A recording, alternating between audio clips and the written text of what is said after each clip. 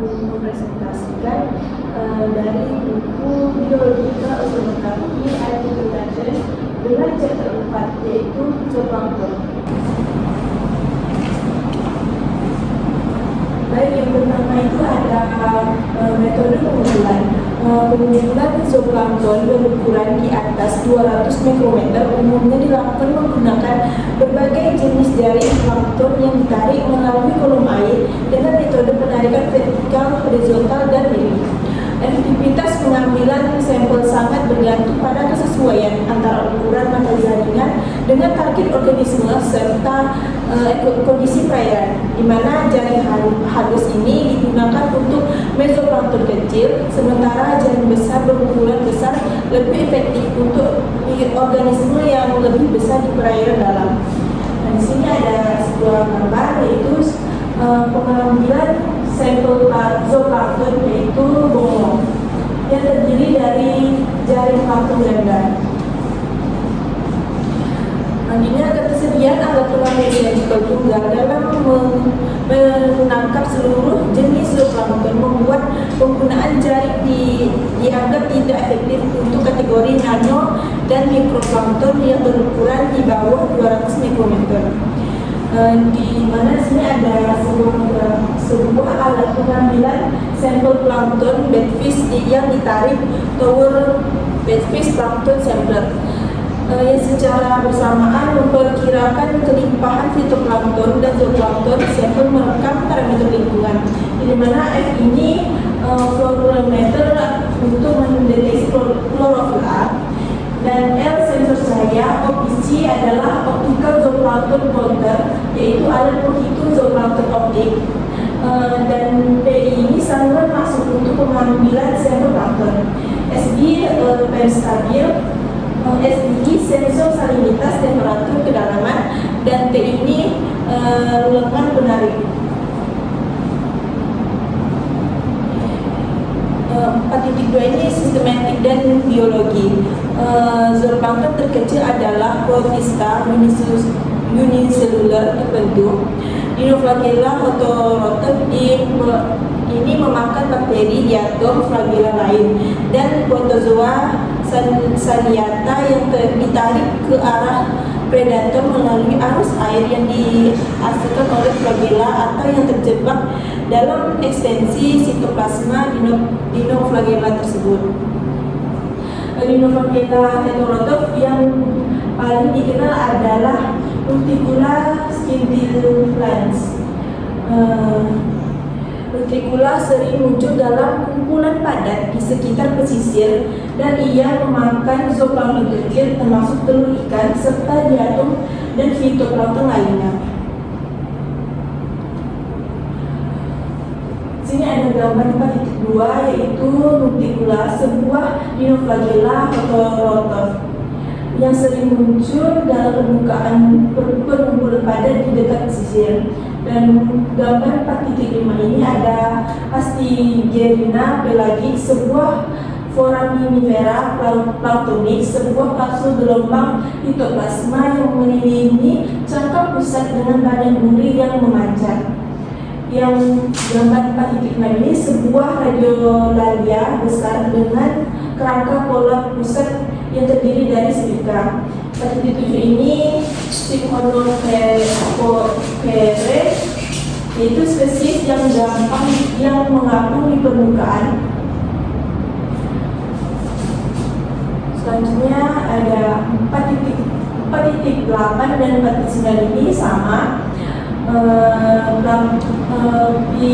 Piliheti planktonik, Tometeris Helgolebica dengan kaki renang ganda dan antena berpasang yang panjang dan ramping sepanjang 45 mm.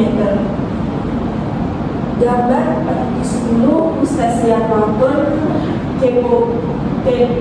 Copepoda calanoid, yang A. Pseudophalanus elgatus, B. Cotrephagus picus, C. Calanus spinacitus, Microstelesa nervegica, seekor Copepoda habitiscoid. 4.3 Miroplankton. Beberapa invertebrata dasar laut bentik tidak memiliki fase larva berenang karena menetas langsung sebagai miniatur dewasa. Namun sekitar 70% spesies lainnya melepaskan telur ke dalam air sehingga larvanya menjadi bagian dari plankton atau miroplankton. Gambar 4.12 ini larva miroplankton dari invertebrata bentik. Beberapa spesies ikan menempel telurnya pada substrat seperti salmon di kerikil sungai atau herring pada laut. Namun banyak ikan komersial seperti sarden, teri, dan tuna melepaskan telur kecil berukuran 1-2 mm mengapung bebas di kolom air. Telur-telur transparan ini mengandung kuning telur sebagai cadangan makanan embrio serta terkadang butiran minyak untuk membantu daya apung. Ketersediaan telur ikan di plankton sangat bergantung pada siklus pemijat induk dipengaruhi lingkungan. Kecepatan penetasan biasanya memakan waktu beberapa hari hingga berminggu, tergantung pada spesies dan suhu air. Jumlah telur yang dihasilkan bisa sangat fantastis. Satu indukan ikan kod bahkan bisa bertelur lebih dari 1 juta butir. Distribusi vertikal. Selain berdasarkan ukuran dan taksonomi, zooplankton juga dikelompokkan menurut kedalaman di kolom air. Spesies yang hidup menetap di permukaan laut dengan sebagian tubuh menunjuk udara tersebut plankton. Mereka unik karena berpindah mengikuti angin, bukan arus. Sementara itu, neuston adalah spesies yang menghuni lapisan air paling atas, beberapa milimeter hingga sentimeter. Secara ekologis, keduanya sering dibahas bersama sebagai mikroorganisme zona permukaan teratas. Nah, apa saja fitur lingkungan khusus yang ada di antarmuka udara laut yang harus diadaptasikan oleh spesies neustonic? Wilayah ini terpapar ke radiasi inframerah dan ultraviolet tinggi yang berbahaya bagi banyak organisme. Intensitas cahaya yang kuat tersebut menghambat produktivitas fitoplankton, sehingga sedikit zooplankton di zona ini yang murni herbivora. Saat cuaca tenang terjadi fluktuasi suhu dan salinitas yang ekstrim selama 24 jam. Selain arus bertahan di hantaman gelombang besar saat badai, hewan neustonic juga menghadapi ancaman ganda dari predator laut dan udara. Jenis pertahanan apa yang mungkin mereka miliki terhadap predator yang berburu dengan penglihatan? Organisme permukaan laut menggunakan strategi adaptasi unik terhadap hidupnya. Spesies neuston tropis seperti Lavella dan Gladius memanfaatkan pigmentasi biru serta teknik counter seeding untuk berlindung sinar UV dan kamuflase dari predator udara maupun laut. Sementara itu di laut Sargasso, hamparan luas dan rumput laut Sargasso menciptakan ekosistem khusus bagi lebih dari 50 spesies. 45 dialectical migration. Di dalamnya migrasi bersifat fleksibel dan dipengaruhi oleh biologi serta lingkungan, musim atau cuaca. Faktor ini membentuk 3 pola terutama migrasi vertikal, yaitu ada nocturnal, yaitu pola umum naik ke permukaan saat matahari terbenam dan turun kembali saat matahari terbit. Ini ada senja melibatkan 2 kali siklus naik turun, termasuk fase turun sementara di tengah malam midnising. Yang terbalik itu pola paling langka. Organisme justru naik ke permukaan pada siang hari, namun turun ke kedalaman pada malam hari.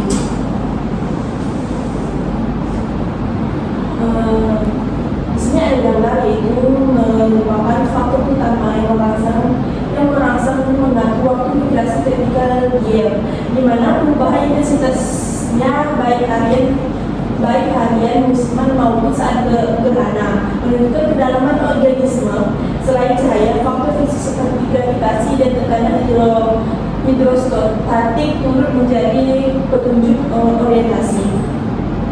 Namun, migrasi juga dapat dipengaruhi oleh faktor biologis seperti rasa lapar yang mendorong organisme naik ke permukaan untuk mencari makan saat kondisi gelap guna menghindari predator.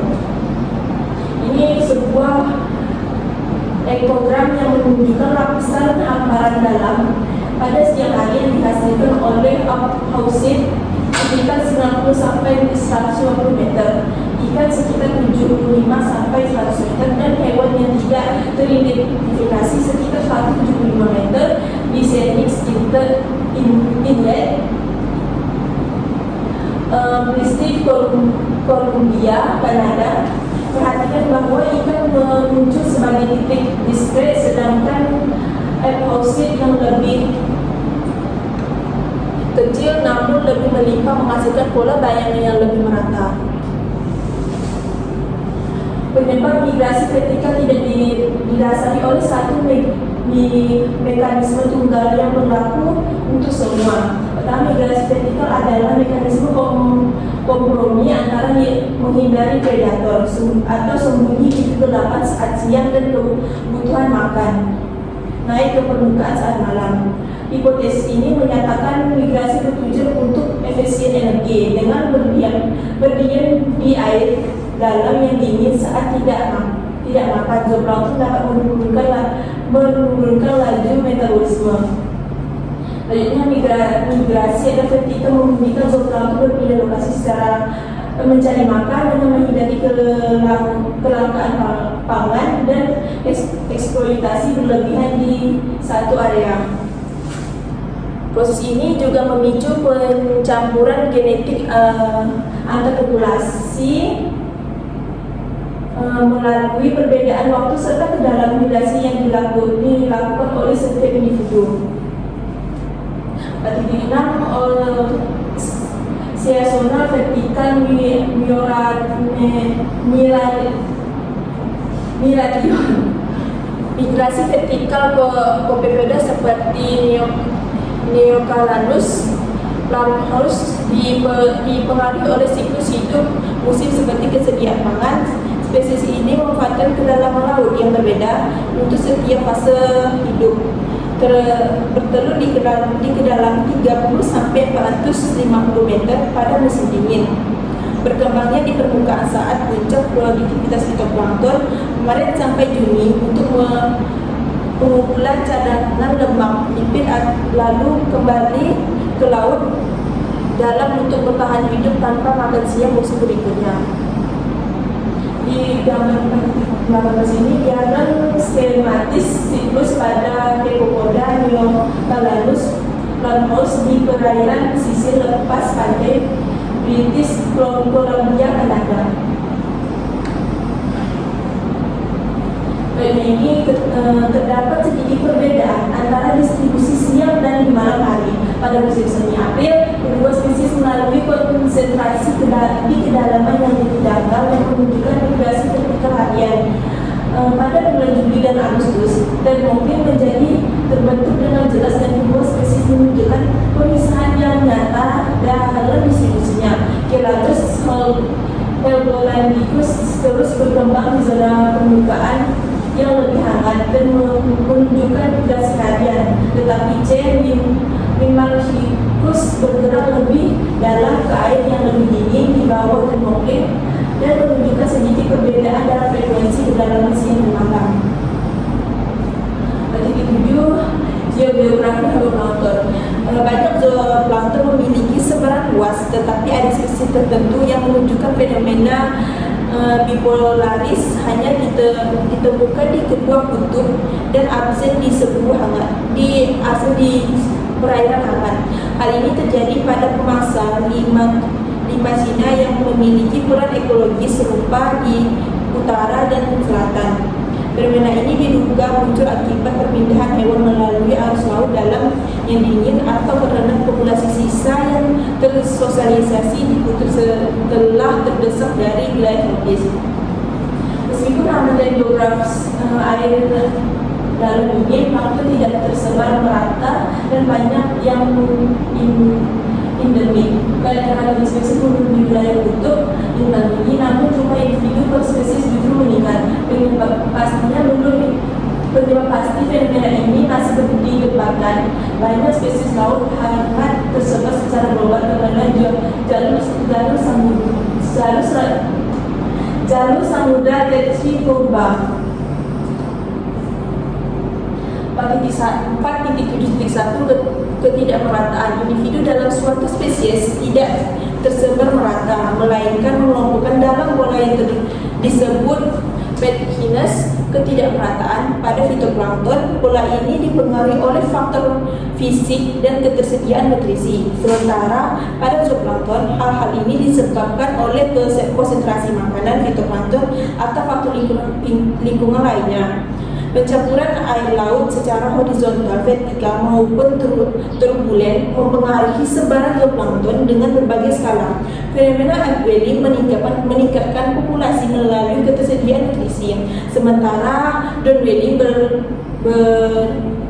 berakibat sebaliknya. Zooplankton membentuk kelompok yang sangat spesifik di mana perbedaan spesies, usia hingga jenis kelamin menentukan posisi kedalaman mereka di kolom air. Nah, apa saja penyebab atau ekologis dari distribusi zooplankton yang tidak merata? Pathiness juga dipengaruhi oleh integrasi predator massa dalam jangka pendek. Keunggulan pada fitoplankton dan zooplankton dapat ditemukan di titik yang mana karena efek grazing atau pemanasan serta adanya jeda waktu pertumbuhan, karena zooplankton berkembang baik lebih lambat daripada fitoplankton. Puncak populasi zooplankton biasanya baru terjadi saat fitoplankton mulai menurun. Nah, di sini ada grafik memvisualisasikan fenomena pathiness atau distribusi kelompok zooplankton dalam skala kecil. Sumbu vertikal Y menunjukkan kelimpahan individu jumlah berkubi, sedangkan sumbu horizontal X menunjukkan jarak dalam suatu meter. Nah, untuk yang A ini imajina menunjukkan lonjakan individu meter per kubik yang sangat tajam dan rapat dengan puncak tertinggi lebih 40 individu meter per kubik. Dan yang B ini sekitar memiliki pola spiral yang tidak stabil dengan beberapa puncak kelimpahan yang terpisah-pisah secara acak. Yang C ini polychoice, distribusinya berkelompok karena pola puncaknya sedikit lebih lebar dibandingkan spesies lainnya. Dan yang D ini larva aufosit menunjukkan variasi jumlah individu yang konstan namun tetap berbentuk kelompok-kelompok kecil di sepanjang jarak pengamatan. 8. Perubahan jangka panjang dalam struktur komunitas zooplankton. Variasi dekade, kelimpahan dan komposisi spesies zooplankton dapat berubah drastis dalam skala waktu puluhan tahun. Untuk yang korelasi iklim, perubahan struktur komunitas ini seringkali berkaitan erat dengan perubahan iklim di atmosfer di lautan dan pergerakan rezim. Istilah ini digunakan untuk menggambarkan perubahan iklim jangka panjang yang berdampak signifikan pada ekosistem laut dan produktivitas biologis. Untuk kesimpulan dari daftar ini, zooplankton laut merupakan kelompok hewan yang sangat beragam dalam ukuran dan siklus hidupnya, yang terdiri atas holoplankton permanen dan meroplankton sementara. Meskipun metode jaring halus umum digunakan untuk pengumpulan sampel, keterbatasan teknis terhadap organisme kecil cepat atau rapuh menuntut penggunaan teknologi observasi langsung seperti ROV dan kapal selam untuk data yang lebih akurat. keberadaan zooplankton sangat bergantung pada siklus reproduksi induknya, di mana wilayah tropis memilikinya sepanjang tahun, sementara wilayah berlindung tinggi hanya secara musiman. Variasi faktor fisik seperti cahaya dan tekanan membentuk zona kedalaman laut yang berbeda, yang masing-masing diini oleh spesies zooplankton dan karakteristik morfologi dan perilaku yang unik. Seiring bertambahnya kedalaman menuju zona yang lebih gelap, jumlah atau biomasa zooplankton akan mengalami penurunan secara drastis dibandingkan dengan lapisan permukaan. Baik, terima kasih atas presentasi saya kali ini. Jika ada yang ingin bertanya, dipersilakan. Izin bertanya, kenalkan nama saya Rama. Dari materi tersebut saya ingin bertanya, mengapa fenomena upwelling bisa meningkatkan populasi plankton melalui ketersediaan nutrisi. Nah, sementara downwelling mengakibatkan sebaliknya. Jelaskan. Baik, untuk pertanyaan kedua dari Rama, yaitu mengapa fenomena upwelling bisa meningkat populasi plankton melalui ketersediaan nutrisi. Nah, sementara di downwelling sebaliknya. Jadi untuk upwelling meningkat populasi ini, pergerakan massa air dari lapisan dalam ke permukaan membawa sedimen yang kaya nutrisi seperti nitrat dan fosfat. Nutrisi ini merupakan pupuk alami yang memicu ledakan populasi fitoplankton melalui proses fotosintesis di lapisan fotik, area yang terjangkau cahaya matahari.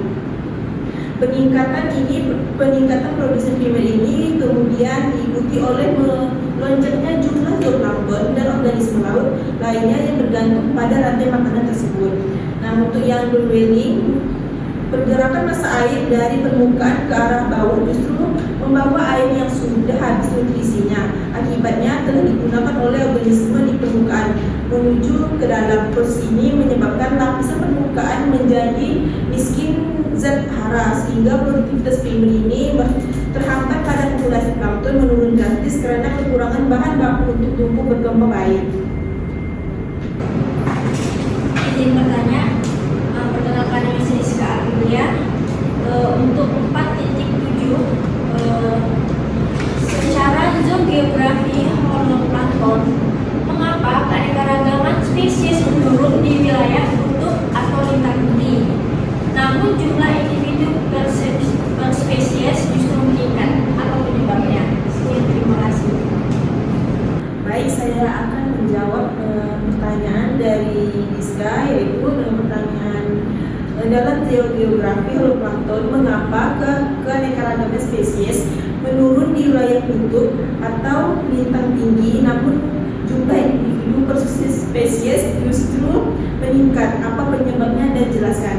Nah, baik, penyebabnya itu oleh seleksi lingkungan yang ekstrim dan ketersediaan nutrisi yang melimpah. Suhu air yang sangat rendah di lintang tinggi bertindak sebagai penyaring biologis yang hanya mengizinkan segelintir spesies dengan adaptasi fisiologi khusus untuk terhadap makhluk hidup, sehingga jumlah jenis spesies jauh lebih sedikit dibandingkan wilayah tropis yang stabil.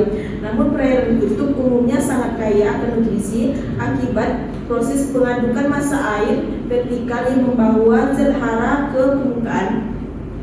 Lalu ketersediaan nutrisi yang tinggi ini memicu ledakan produktivitas primer atau fitoplankton yang menjadi sumber makanan utama bagi zooplankton. Karena persaingan atas spesies di wilayah ini sangat rendah, spesies yang mampu beradaptasi dapat memanfaatkan sumber daya yang melimpah tersebut tanpa gangguan kompetitor, sehingga populasi mereka meledak dan menghasilkan jumlah individu yang sangat besar untuk setiap spesiesnya.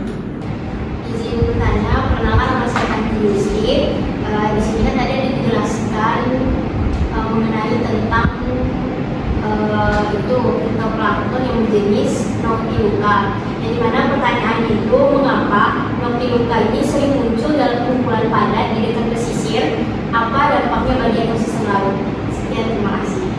Baik, pertanyaan yang ketiga, mengapa Noctiluca sering muncul dalam kumpulan padat di dekat pesisir? Apa dampaknya bagi ekosistem laut?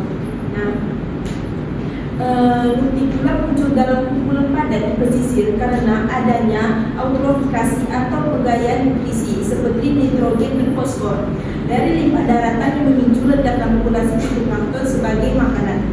Akumulasi ini diperparah oleh dorongan angin dan arus laut yang mengonsentrasikan massa organisme tersebut di perairan dangkal dekat pantai. Nah, dampaknya bagi ekosistem laut ini adalah terjadinya hipoksia, yaitu penipisan oksigen, yang dimana saat massa nutikula mati dan dekomposisi yang dapat menyebabkan kematian massa biota laut.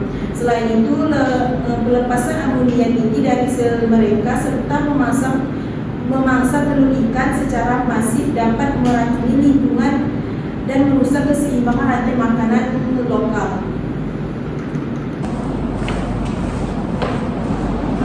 Baik, sekian presentasi saya kali ini. Saya ucapkan terima kasih. Wassalamualaikum warahmatullahi wabarakatuh.